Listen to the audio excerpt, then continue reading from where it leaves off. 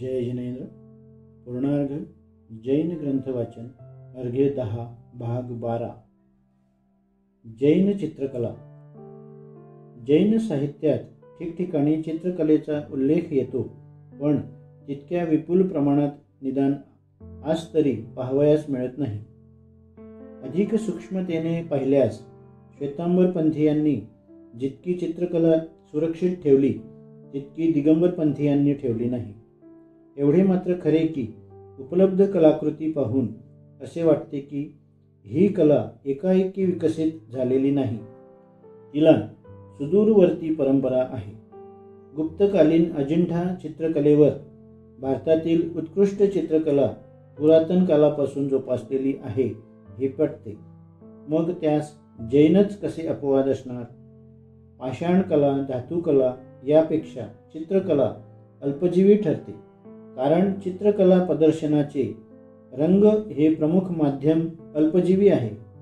ही एक नैसर्गिक आपत्ती आहे। ओढून ताणून महत्त्व पटवावे, प्राचीन परंपरा सिद्ध करावी हा हेतू नाही। महेंद्र वर्मा प्रथम इसवी सन 625 याला चित्रकलेचे इतके वेड होते की त्याने जैन चित्र या नावाचे शास्त्र संकलित केले। याने सित्त अवासल येथील गुंफेत चित्र रंगविली।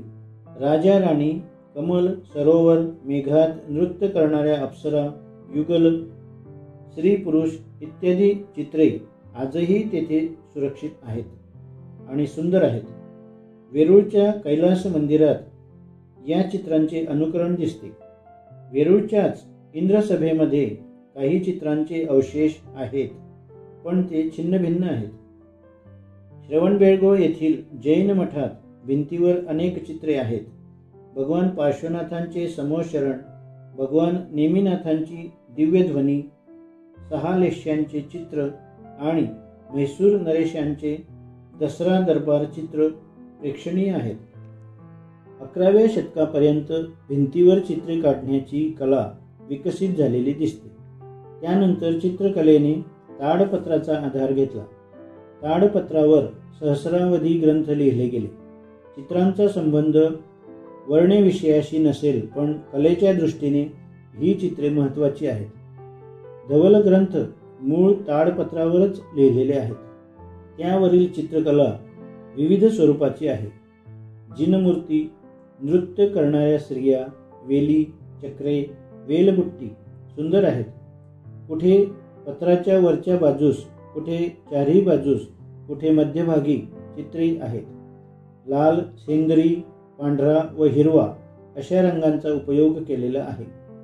आकृत्या अति सूक्ष्म कौशल्याने काढलेल्या आहेत।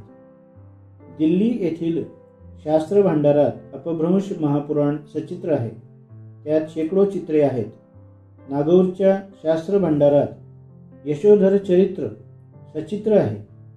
नागपूरच्या शास्त्र भांडारातील सचित्र सुगंध दशमी कथा सुंदर आहे।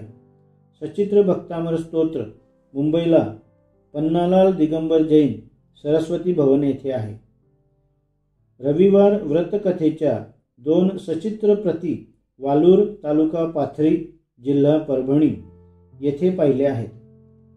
मोठ्या प्रतीपेक्षा लहान प्रतीतील चित्रे अधिक उठावदार आहेत। मोठी प्रत अंदाजे 14 इंच बाय 8 इंच, लहान प्रत 9 इंच बाय 6 इंच असेल। प्रत्येक प्रतीमध्ये 25 पेक्षा अधिक चित्रे आहेत। रेखांकन काळ्या शाईने आहे। लाल, हिरवा, निळा, पिवळा व गुलाबी हे रंग उपयोगात आणलेले आहेत। क्वचित पांढरा रंग वापरला आहे।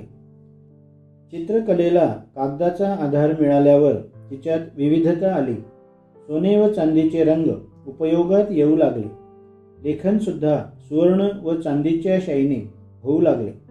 शास्त्राच्या सुरक्षिततेसाठी लाकडाच्या फळ्या वापरण्यात येत असल्यामुळे त्यावरही चित्रे रेखांकित केली गेली। त्यावर रंगांचाही उपयोग केलेला आढळतो। रंग पक्के आहेत।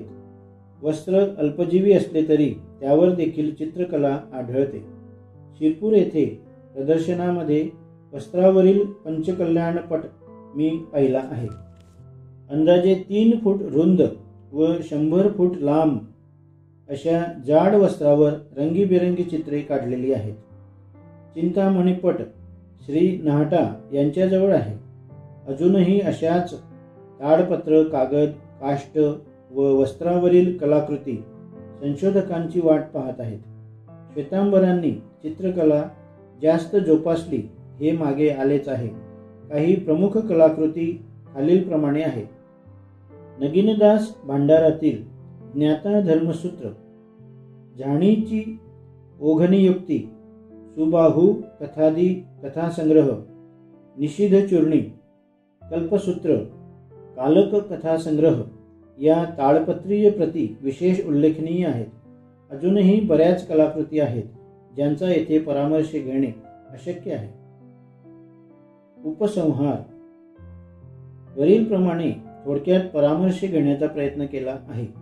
तो करताना प्रामुख्याने डॉक्टर हीरालाल जैन लिखित भारतीय संस्कृती में जैन धर्म का योगदान या ग्रंथाचा उपयोग केला आहे. दिल्लीतील भारतीय ज्ञानपीठातर्फे निघालेले 3 ग्रंथ इंग्रजीत फार महत्त्वाचे आहेत. काही मराठी, हिंदी, इंग्रजी मासिके व छोटे छोटे ग्रंथ यांचाही आधार घेतला आहे. जैन संस्कृतीवर परधर्मीयांचे बरेच आघात झाले. त्या आघातामुळे काही सुंदर कलाकृती डोंगरात दडल्या गेल्या, काही जमिनीत गाडल्या गेल्या, काही जलप्रवाहात वाहून गेल्या आणि काही अग्नीच्या भक्ष्यस्थानी पडल्या.